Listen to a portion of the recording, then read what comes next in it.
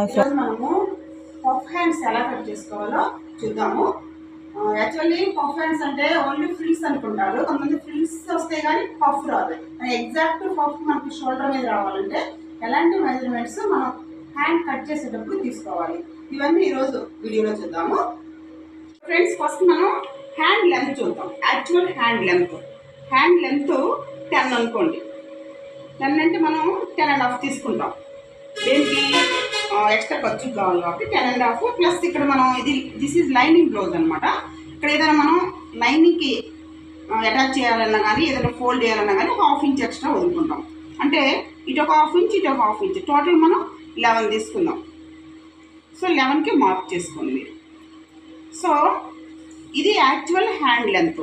మనకి ఎగ్జాక్ట్గా పఫ్ కావాలంటే మనం ఇక్కడ మినిమం ఒక 3 నుంచి 5 వరకు ఎక్స్ట్రా లెంత్ తీసుకోవాలి. నేనైతే ఒక 5 లెంత్ తీసుకుంటున్నాను. అంటే 11 + 5 16 అనమాట. 16 వరకు నేను ఇక్కడ తీసుకుంటాను. అంటే మనకి 16 హ్యాండ్ లెంత్ రాదనమాట. ఇక్కడ ఓన్లీ 10 వస్తుంది. ఓకే, మన యాక్చువల్ లెంత్ ఎక్కడ కొనుక్కున్నాం ఇందాక 11కి. ఇక్కడ నుండి ఇక్కడికి మనకి 11 ఉంది. 11 దగ్గర అంటే 10 అటువైపు ఇటువైపు ఖర్చు వెళ్తాం కాబట్టి 1 ఇంచ్ ఎక్స్ట్రా. సో 11 మనకి హ్యాండ్ మెజర్మెంట్స్లో ఇంతకుముందు మన వీడియోలో ఉంటుంది. 11 ఉన్నప్పుడు 11 కన్నా ఒక 3.5 తగ్గించుకోవాలి. మనకి ఎందుకు ఆర్మ్ రౌండ్ కోసం ఒక 3.5 తక్కువ తీసుకోవాలి. అంటే 7.5 దగ్గర ఒక మార్క్ చేసుకోండి. 7.5 దగ్గర ఒక మార్క్ చేసుకోండి. అండ్ 11 దగ్గర ఒక మార్క్ చేసుకోండి.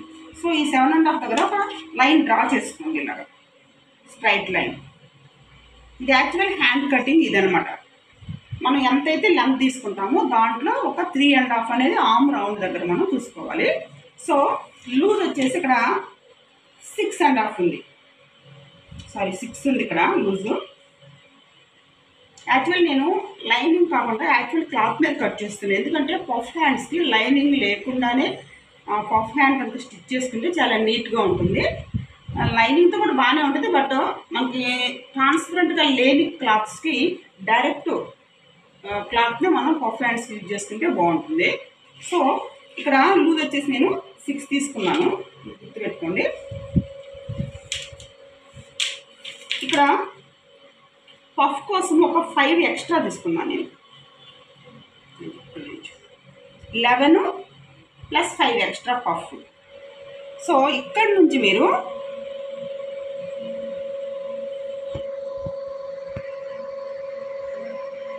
ఇక్కడ నుంచి ఇక్కడికి మీరు లైన్ డ్రా చేసుకోండి.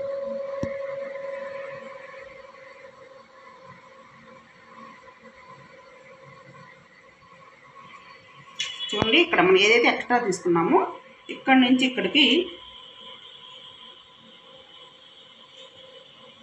వెళ్ళిపోవాలి. ఇలా వెళ్ళాలి.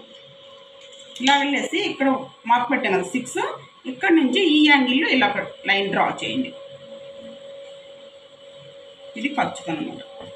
ఇలా 2 లైన్స్ డ్రా చేసుకుంటాము. మనకి ఆర్మ్ రౌండ్ వచ్చేసి 9 ఉంది. ఈ 9 ఎలా వస్తుందంటే మీరు స్టిచ్ చేసేటప్పుడు ఇక్కడంతా కూడా చూడండి, ఎంత మనకి 8.5 వచ్చింది. సో 8 వరకు ఇక్కడ చూసుకోండి. ఈ రిమైనింగ్ మొత్తం మీరు ఫ్రిల్స్లో పెట్టుకోండి. దగ్గర 5.5 ఉంది. ఇది మొత్తం ఇక్కడ నుంచి ఈ 5 మొత్తం మనం ఫ్రిల్స్లో పెట్టామంటే ఇక్కడ 1.5 వస్తుంది. అప్పుడు టోటల్ మనకి 9 వస్తుంది. అది మనం స్టిచ్ చేసేటప్పుడు మెజర్ చేసుకోవాలి. మనం ఆర్మ్ రౌండ్ ఎంత తీసుకున్నామో 9 అనుకోండి. ఆ 9 వచ్చినట్టు చూసుకోవాలన్నమాట మనం ఫ్రిల్స్ పెట్టేటప్పుడు. అప్పుడు మీకు పఫ్ వస్తుంది. ఇక్కడ యాక్చువల్ లెంత్ కన్నా ఒక 5 ఎక్స్ట్రా తీసుకోండి. క్లియర్ పఫ్ కోసం నీట్గా వస్తుంది. ప్లస్ యాక్చువల్ హ్యాండ్ కటింగ్లో మన ఆర్మ్ రౌండ్ కోసం 3.5 తగ్గించి తీసుకుంటాను ఇక్కడ ఆర్మ్ రౌండ్ కోసం. ఇది కరెక్ట్గా ఫాలో అవ్వాలి. ప్లస్ ఇది పఫ్ కోసం ఎక్స్ట్రా తీసుకోవాలి. అప్పుడు మనకు ఎగ్జాక్ట్ పఫ్ అనేది ఈ ఏరియాలో బాగా వస్తుంది. 5 తీసుకోవచ్చు, లేకపోతే 4 తీసుకోవచ్చు. మనకు ఎంత పఫ్ కావాలో దాన్ని బేస్ చేసుకొని మనం ఈ లెంత్ తీసుకుంటాము. అలాగే ఇక్కడ ఈ ఏరియాలో ఈ 5 ఉంది కదా, ఇక్కడ నుంచి ఇక్కడికి ఇక్కడ మాత్రం ఫ్రిల్స్ పెట్టుకుంటూ స్టిచ్ చేసుకోవాలి. అప్పుడు మీకు ఆర్మ్ రౌండ్ మీరు ఎంత 9 ఉంటే 9 కానీ 8.5 ఎంత కావాలో దాన్ని బట్టి మీరు స్టిచ్ చేసేటప్పుడు మెజర్ చేసుకోవాలి. ఇది కటింగ్ ఇలా వస్తుంది చూడండి. ఇంకా ఫోల్డ్ కూడా ఇలా 2 ఫోల్డ్స్ వేసాము అంటే 4 వస్తాయి ఇక్కడ.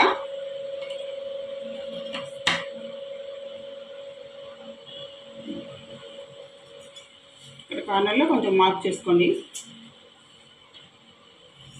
మనం ఎంత ఫ్రిల్స్ పెట్టినా మనకి పఫ్ హ్యాండ్స్ రాదు, ఊరికే చుట్టూ అంతా ఫ్రిల్స్ లాగా వస్తుంది. కానీ పఫ్ హ్యాండ్స్ అంటే బుట్టలాగా రావాలి. మనకి బుట్టలాగా రావాలంటే హ్యాండ్ లెంత్లో ఎక్స్ట్రా తీసుకోవాలి, అప్పుడే బుట్టలాగా వస్తుంది.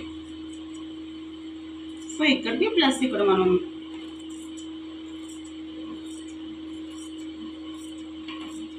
ఇలా కట్ చేసుకోండి. ఇక్కడ ఇంతవరకు ఖర్చు కాబట్టి ఇది ఒక మార్క్ చేసుకోండి. ఇక్కడ ఒక 5 దగ్గర నేను ఒక మార్క్ పెట్టాను. ఇక్కడ నుంచి ఫ్రిల్స్ పెట్టేసేయండి. ఇక్కడ నుంచి ఈ ఏరియా నుంచి ఇక్కడ వరకు ఫ్రిల్స్ పెట్టేసేయండి. అప్పుడు ఇక్కడ నుంచి ఇక్కడికి మెజర్ చేసుకుంటే మనకి ఫ్రిల్స్ పెట్టిన తర్వాత అప్పుడు 9 చూసుకోవాలి. 9 వస్తుంది. 9 కానీ ఎక్స్ట్రా ఉందనుకోండి ఇంకొక 1 or 2 ఫ్రిల్స్ పెట్టుకోండి.